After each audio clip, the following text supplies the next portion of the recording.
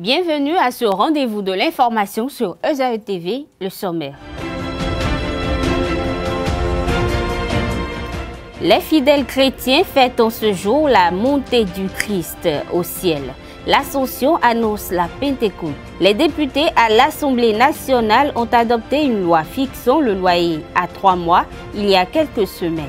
Une loi qui fait polémique.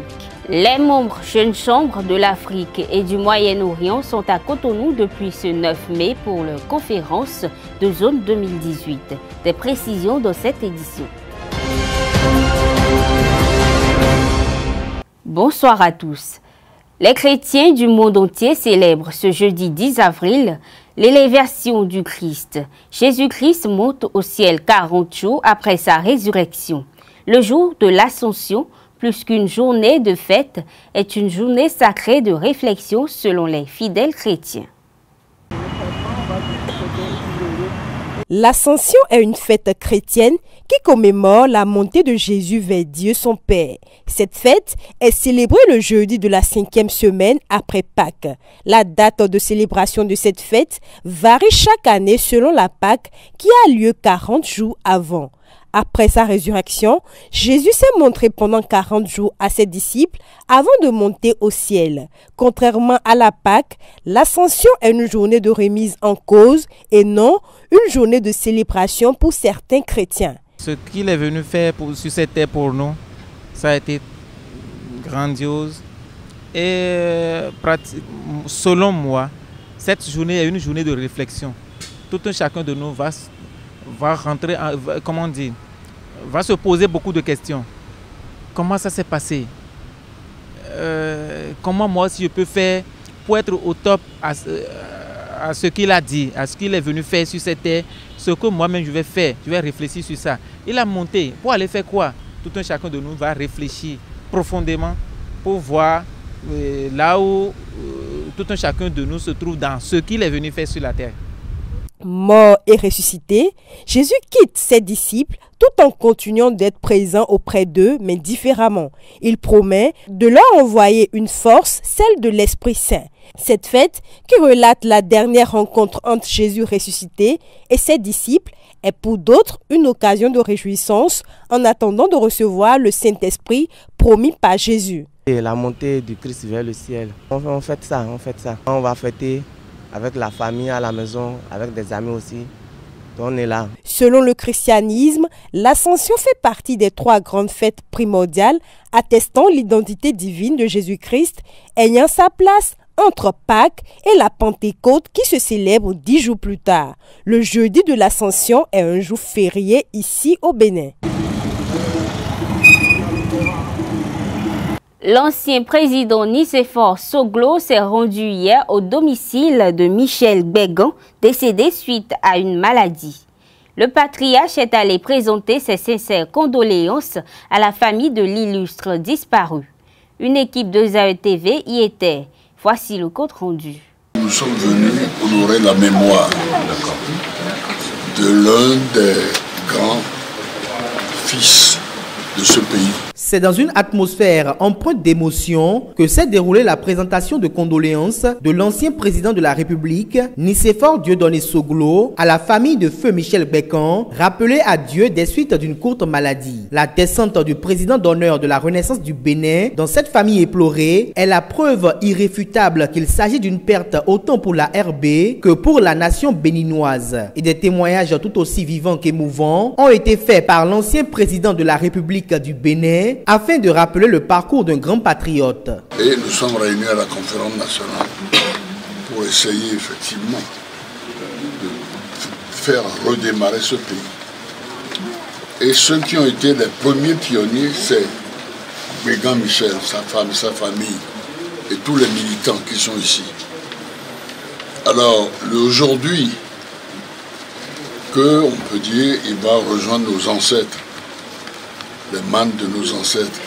Nous devons de nous incliner devant sa mémoire, rendre hommage à son patriotisme. Un cahier de condoléances est ouvert comme l'exigent les rituels propres à de pareilles circonstances. Et le président Nicéphore Dieudonné Soglo, malgré le poids de l'âge, s'est appliqué à sacrifier à la tradition. Un message court concis est rédigé pour symboliser l'immensité de la peine avec ce décès d'un être proche. Toute chose qui constitue une vraie douleur au cœur et à l'âme. La renaissance du Bénin, dont tu as été l'un des piliers les plus solides, les plus fidèles, les plus méritants, est venu par ma voix et celle de mon épouse te dire notre fierté pour la qualité de ton engagement.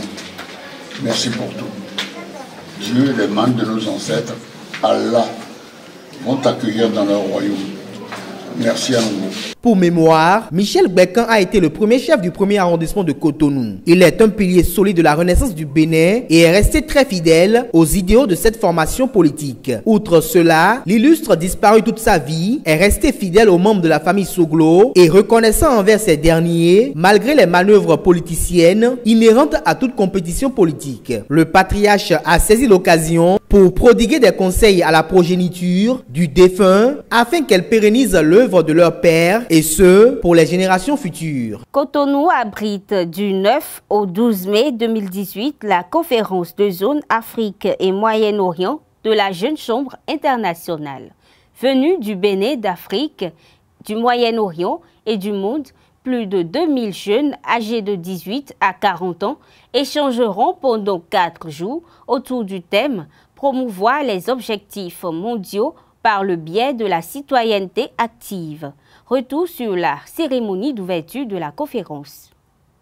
L'exécution de l'hymne national du Bénin, la récitation du credo de la Jeune Chambre internationale, le rappel de la mission de la Jeune Chambre internationale et des animations culturelles ont enrichi la cérémonie d'ouverture de la conférence de zone Afrique et Moyen-Orient de la Jeune Chambre internationale CAMO 2018 ce 9 mai au Dream Beach à Cotonou. La présentation des délégations qui ont fait le déplacement sur Cotonou a laissé place au protocole. Dear Active Citizens, je voudrais, au nom du président de la République du Bénin, son Excellence M. Patrice Talon, au nom de tout le gouvernement du Bénin et au nom du peuple béninois, vous souhaiter à tous la bienvenue dans ce beau pays qui vous accueille. Je voudrais vous dire toute ma fierté de venir ce soir présider cette cérémonie d'ouverture au nom du gouvernement et du chef de l'État, fierté qui se justifie par l'implication du gouvernement auquel j'appartiens dans la concrétisation de ce projet. Car ce projet qui vous rassemble ce soir est aussi un rêve que nous avons nourri.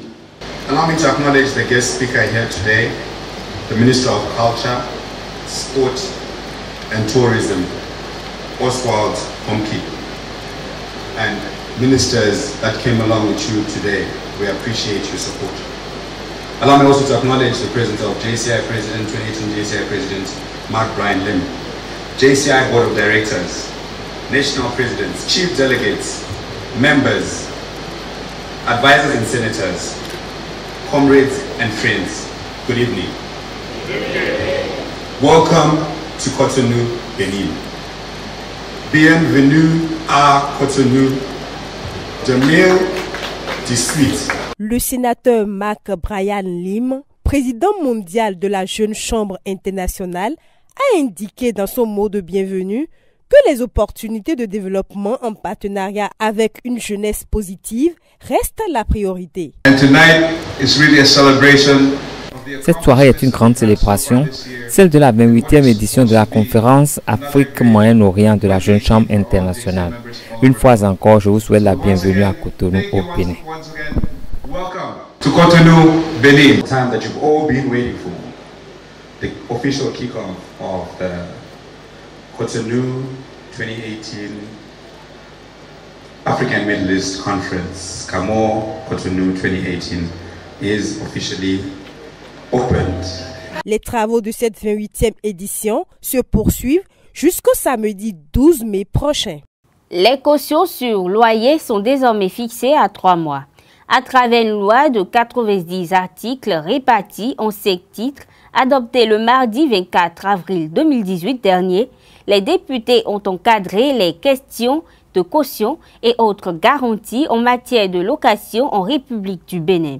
Un texte qui réglemente les droits et devoirs du locataire, du propriétaire, ainsi que celui de l'agent immobilier communément appelé démarcheur. Certains citoyens commentent cette loi. Les députés à l'Assemblée nationale ont adopté le 24 avril dernier la loi portant régime juridique du bail à usage d'habitation domestique en République du Bénin. Cette loi fixe désormais la caution sur le loyer à 3 mois et pose les conditions juridiques de la location et du bail d'immeubles à usage d'habitation. Les propriétaires et démarcheurs apprécient diversement. D'abord, cette loi protège à 70% le locataire. À 70% le locataire parce que aujourd'hui, nous vivons, en tant que démarcheurs, nous vivons beaucoup de pression, beaucoup de choses de la part de nos propriétaires aujourd'hui. Les maisons ne sont pas espacées, il n'y a pas de bonne dimension pour les maisons. Aujourd'hui, ils exigent tant d'avance. Cette loi est la bienvenue. Et ça aide également les démarcheurs à trouver du boulot. Parce qu'avant, si c'était 7 avances avec la commission des démarcheurs, aujourd'hui, on se limite à 4. Si l'État veut prendre cette décision, c'est à cet État de construire ses propres maisons et puis faire sortir ce genre de loi. Sinon, il y a certains même qui sont des retraités qui se nourrissent grâce à ces locations. Et si le gouvernement en place fait sortir ce genre de loi, je vois que ce n'est pas cool. Ça ne nous enrage pas, nous les propriétaires. Si un locataire vient chez toi déposer sa caution, c'est quelqu'un d'autre, en sortant, c'est quelqu'un d'autre qui paie cette caution et reprend la chambre. Donc, si c'est le cas maintenant, si l'autre avait payé 6 mois d'avance, et puis le locataire est sortant, locataire qui veut remplacer celui qui sort ne peut plus accepter de payer les 6 mois, alors que le propriétaire en question a déjà bouffé les sous. Où va-t-il trouver les sous pour augmenter, pour qu'il paie le locataire sortant? Certains citoyens partagent l'avis des propriétaires qui estiment que cette loi ne les avantage en rien. Je prends cette loi avec un peu de pincette parce que on va décider, on va voter cette loi alors que les opérateurs économiques qui importent les matières premières ou bien les industries qui produisent les matières premières n'ont pas un coût fixe parce que la monnaie qui contrôle le monde, c'est le dollar. Lorsque le dollar fléchit, vous avez un coût que vous ne maîtrisez pas. Lorsque ça va à la hausse, c'est que vous êtes là et vous subissez encore. Alors, maintenant que des gens partent à l'Assemblée, est-ce que malheureusement je remarque dans mon pays, partent à l'Assemblée nos représentants et qui ne tiennent pas compte de ces paramètres et qui fixent un taux, je pense que le consommateur, les locataires, les propriétaires auront de peine à s'adapter. C'est bon parce que des fois les propriétaires d'aujourd'hui maintenant ils exagèrent des fois pour l'avance d'un an, 2 ans, des fois 6 mois, donc ça pèse sur les gens. Personnellement, je ne suis pas du tout d'avis, je ne suis pas d'accord pour ça là. Parce qu'aujourd'hui, ils n'ont pas diminué les trucs. Aujourd'hui, la tonne de ciment coûte trop cher. On dit aux propriétaires, il ne faut pas construire. Si le truc est comme ça, qui va construire? Donc il y aura les vagabonds, il y aura les gens qui n'auront pas de maison. Parce que le truc est cher. Les constructeurs n'arrivent plus à construire. Où est-ce qu'ils vont gagner de location? Ils ne pourront pas. Parce que si moi je vois que c'est 3 mois, on veut me payer comme avance, je vais dépenser énormément. L'amortissement, imaginons un peu. Là où tu as dépensé 1 million et la personne va payer 3 mois d'avance et commencer par payer 10 000 par mois, quand est-ce que tu vas amortir? Les populations ne comprennent pas encore comment tout cela se passera dans la pratique. Les propriétaires ne sont pas souvent faciles à convaincre. Comment construire sa vie? Comment se construire quand on est jeune? L'estime de soi. Ces thématiques ont fait l'objet de partage d'expériences animés par Elena Miroka, Nathalie Koa et l'artiste chanteuse Cécimé lors des journées récréatives des étudiants de l'ESAE en cette année 2018.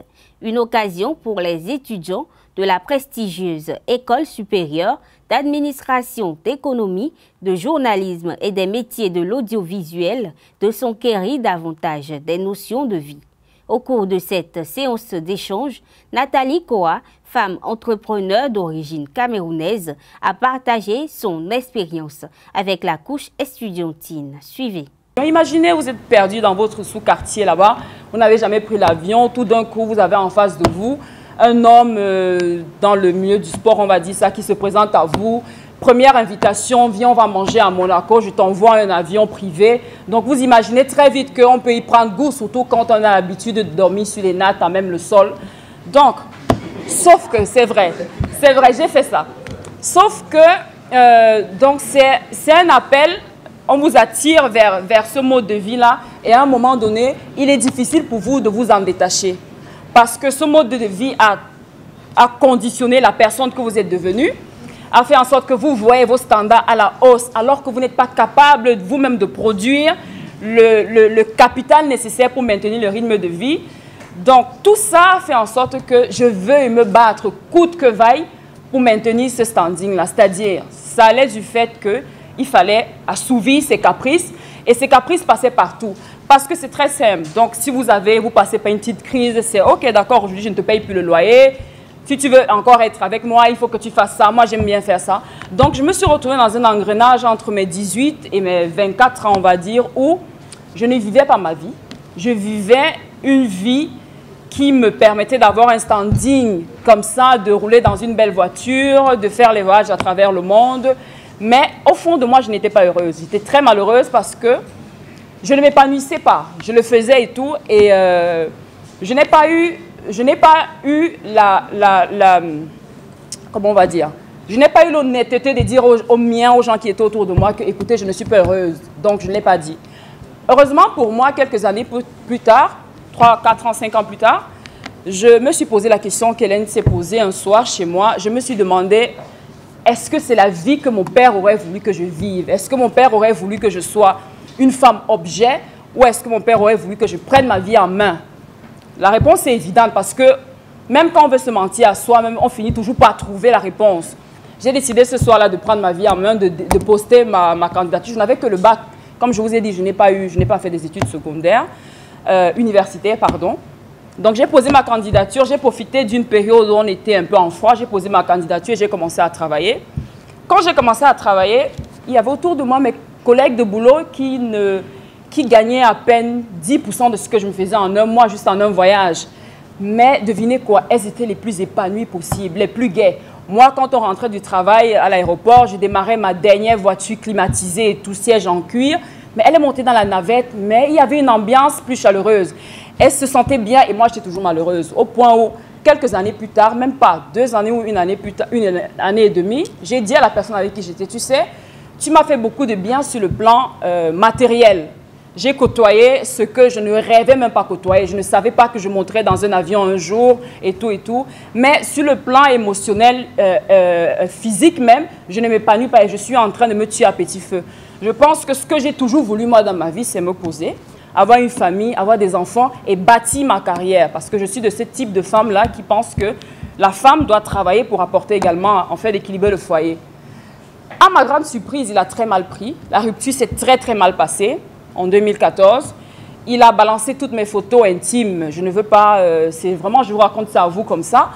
Et l'histoire a tourné, c'est devenu un drame international même. Donc peut-être certains d'entre vous ici ont appris cette histoire. Mais vous savez quoi? J'étais tellement déterminée à sortir de cette vie parce que les gens qui me jugeaient se demandaient, mais ça n'a aucun sens. Comment veut-elle prétendre laisser tout ce luxe-là pour vivre une vie normale? Pardon. Elle raconte des histoires et tout. Mais si tu n'as pas expérimenté le fait de vivre une vie qui n'est pas la tienne, tu ne peux pas comprendre ce que c'est que le déclic. Le déclic, là, se dit que stop, il faut que je me reprenne en main. Le Burkinabé Bikenga Salfo a remporté la 3e étape du Tour Bénin 2018, couru entre Kilibo et Dassazoumé. Les Talons conservent le maillot jaune qu'il a endossé hier à l'issue de la 2e étape. Arrivé en 7e position, Augustin Akakbo est le premier béninois sur cette escale.